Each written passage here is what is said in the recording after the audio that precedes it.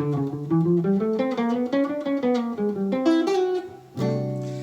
what's up, jazz guitar friends? Larry Tamanini here with Jazz Guitar Under 5 Minutes. Well, previously known as Jazz Guitar Under 5 Minutes. I think I'm going to extend the topic a little bit today. Hey, you just heard me play a 2-5-1 riff or lick in the key of C. Check it out.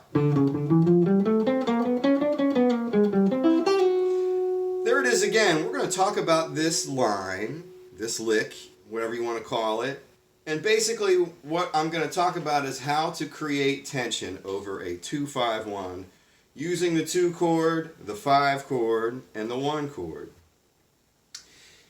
I feel in a lot of books and a lot of methods when people are starting to learn their 2-5-1 progression, it's always going to be Dorian, Mixolydian, Ionian. That seems to be like the standard operating procedure. Is it good to know all the notes in a chord? Sure, absolutely. You want to know those notes. You want to know that, in a D minor, that D is your root, F is your flat third, A is your fifth, C is your flat seventh. Same thing with G. You want to know that G is your root, B is your third, D is your fifth, F is your flat seventh. And then when you get to C major, you want to know C is my root, E is my third, G is my fifth, B is my major seventh. Why is this all important? Well, because what we're going to try to do is we're going to connect all those chord tones with notes that are not in the key of C. When we're playing modes, all we're doing is just regurgitating notes in a scale. Right, it's really good to be able to do, but you're not really going to get anywhere playing jazz like that. Because it's like telling a story. Every story has some tension. Every story has something about it that you're like, oh, and then what happened? When you're playing modes and you're playing all these ideas, you're not going to be able to tell exciting stories. So, enough of me yapping. Let's talk about the first line that I played. And I used all eighth notes because it's really easy to explain playing jazz in eighth notes, even though you probably want to use some triplets when you're improvising. So check it out. The line that I played over this D, there it is again. I only used one note that wasn't in the scale, and that was a C sharp, right? Sometimes over minor chords it's really difficult to create tension, but there are ways. This is one of them. I started on this D and I went down to this C sharp. Now as I'm playing this C sharp and we kind of have the key of C in our head, you're already hearing that pull. Why is this C sharp work? Well, it's the third of an A7. Even though we didn't talk about A7, it's not there, but you have to pretend it's there to create a little bit of tension on that minor chord, right? You're hearing that. Maybe is this going to an A for a second? It isn't, but hey, that's what you got to do to manufacture some tension. Me personally, I'm great at creating tension. Maybe it's just my personality. Maybe it's like a Philadelphia thing. Who knows? But so check it out. And everything I played after that was pretty much in the scale. So I only stepped out one time. Now, after I played that, I got to my G7, right? Now, this G7 is the 5 chord is the easiest place to create tension. What I ended up doing is I like to play the half whole scale. It's a funny word to say, but basically, as its name indicates, it's a scale built on half steps and whole steps. So the cool thing is I started on this B flat. Right? I started on that chord, on that note over the chord to create some tension, right? Because I have my flat third going to my major third. I have my flat fifth going to my, perfect fifth. And then I end going right back to this A flat, right? And all these out notes. The half whole scale is such a great scale to learn because it's like the anti-Mixolydian. You're getting all those color tones in there. And it's really pattern friendly, so it's really good on the guitar. So let's see what I got. And then when I get to my C major, now the 1 chord is the toughest chord to build some tension on because it's a resolution. There's not a lot that you can really do, to be honest, over this 1 chord. But what I ended up doing is I like to play this. I call it my Jackie McLean lick. Bebop. And you're going to end on this tritone. There's a lot of fancy theoretical things you can call it. I like to call it the Jackie Mac lick. But realistically, what's happening is I'm just taking a C major triad. I'm starting on the 5th and I'm going up the octave. And then I sort of, pull the chair out and go and resolve to that, sharp 11 chord. It's a cool sound. When I put it all together,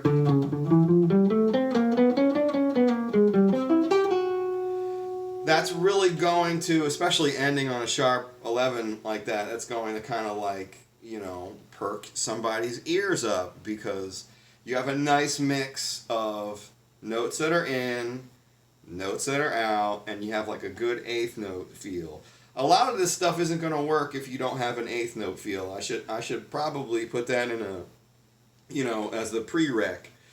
I might have talked about as 8th notes in the beginning part of this lesson here, but if you don't have a good 8th note, nothing's going to work. So if you're struggling with that, work on that. So here's the line again. And again, over this minor chord, I'm just really touching on this C sharp. And then once I get to my 5 chord, a lot of stuff can happen. But I'm using that half hold. Funny to say. And then we got the Jackie Mac lick. Bebop.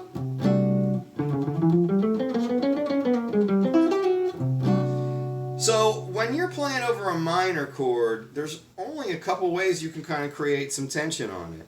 That's using that, that leading major 7th into the root, right? If you're playing Dorian all the time, it's like a shade of blue. But if you're playing Dorian for all this, you're using the same shade of blue for everything. There's many different colors of blue, right? You wouldn't paint the sky and the ocean the same color unless you're like some kind of like, impressionist kind of painter, I would imagine. But check it out. So when you're playing this Dorian sound, that's going to bring me to another thing that I wanted to talk about. But if I play that, that's a nice sound. It's a sort of vanilla minor sound. Now, what I ended up doing there, a happy accident, sounds like a Pink Floyd song. I think it is beginning of one of their tunes.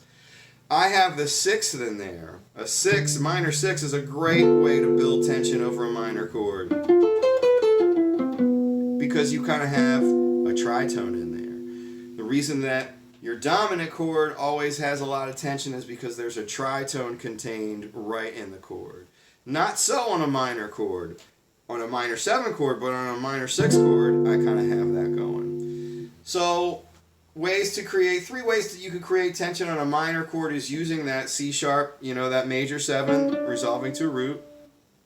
You can play it as a minor 6. And something that a lot of people I wish would do more is like, you can play blues scale, man.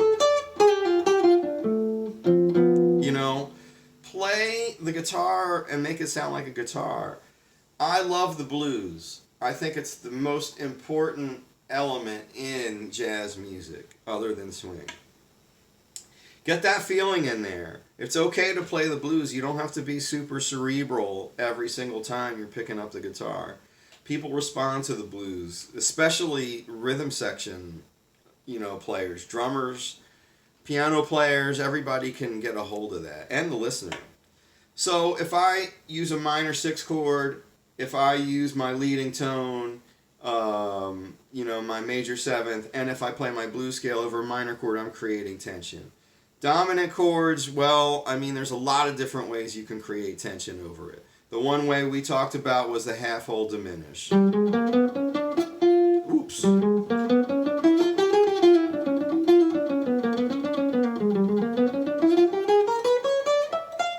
Right? You you pretty much have it all in there except for the sharp 5, right? And that's kind of like the other side of it.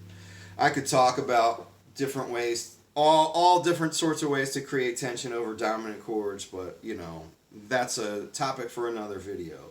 And then finally, creating tension over that major chord, you kind of only have a few options, right? You have that, you know, Lydian kind of a sound, you know, that sharp 11 kind of sound. A lot of people over this C will play like a D major pentatonic. That's kind of like a Woody Shaw kind of a cool sound. Right? I like that sound. You also have the sharp 5th or flat 6th sound. I really don't mess with that one too much. I use it when I'll comp over a major chord, and I'll kind of go from my root and go up to the 6th and go, you know, play those, something like that, something along those lines. And then the only other way you create tension is by sort of foreshadowing like where that major chord is gonna go to. You know, a lot of the times if you're playing a chord progression and you kind of have maybe 2 bars of this C, well, maybe on that second bar you want to like outline where it's going, right? And in that case, it's usually going back to another D. So you would play like a line that sort of has maybe like that A7 in it, which sort of leads us back to that major 7 sound over the D, right, the C sharp. So those are some things you can do. Here's the lick. Right, I'll do it one more time. Great stuff to use. If you know your modes and you know your arpeggios and you know all your scales and you're still having a hard time swinging and creating tension, this is something that could really help you out. It's a real simple way to just kind of spice up your playing. Thanks for hanging out. If you watched this video, if you made it this far, I appreciate it. Don't forget to hit that like button. I appreciate all the support. Hit like, subscribe, share. We sure do appreciate it here at LT Jazz Guitar. Keep swinging. Bebop!